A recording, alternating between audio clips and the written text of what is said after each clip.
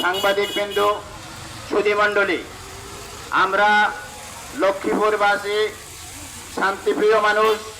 আমরা লক্ষ্মীপুরে শান্তিতে বসবাস করতে চাই।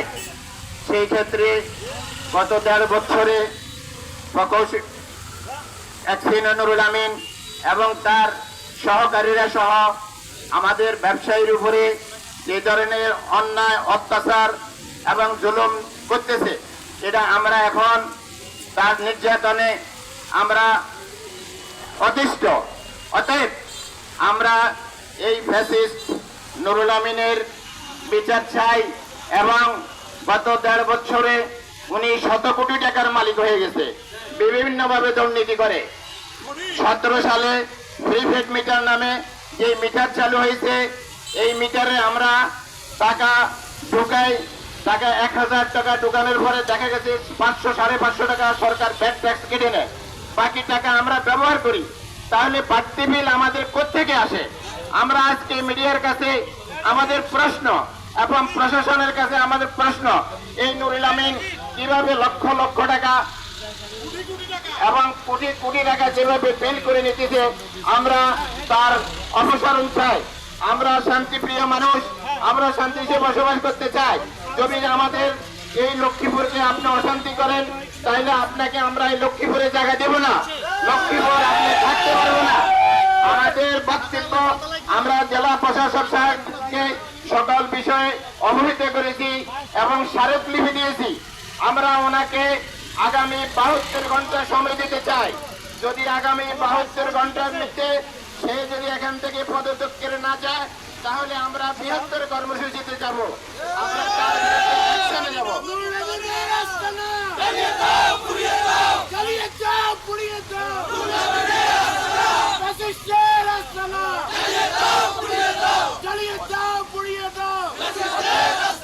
আগামী 72 ঘন্টার ভিতরে আমরা ওনার অপসারণ দাবি করছি।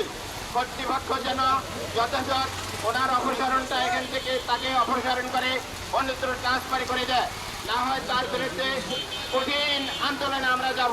অতএব সে এখান থেকে বিদায় নেই, আমরা এটাই চাই।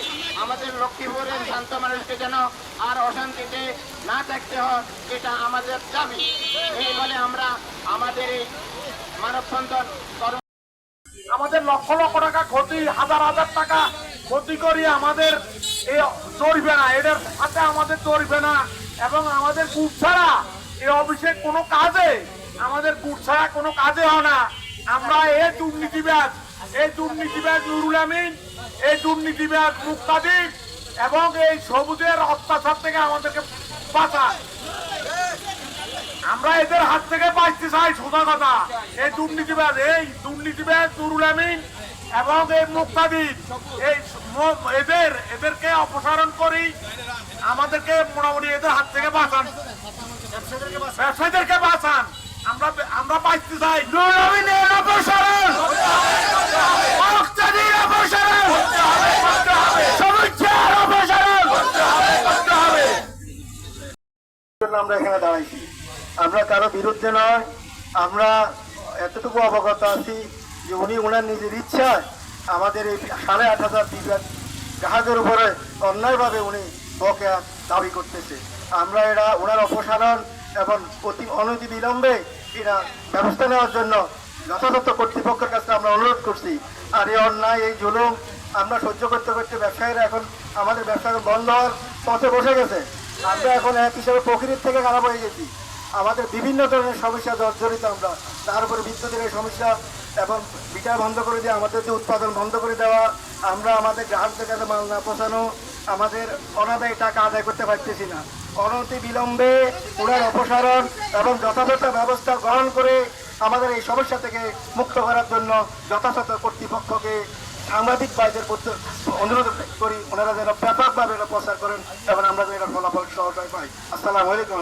নুরুল আমিনের অপসারণ, নুরুল আমিনের আস্তানা লক্ষ্মীপুরে হবে না, মুক্তাদিরের আস্তানা, সবুজের আস্তানা লক্ষ্মীপুরে হবে না। জি সংগ্রামী উপস্থিতি,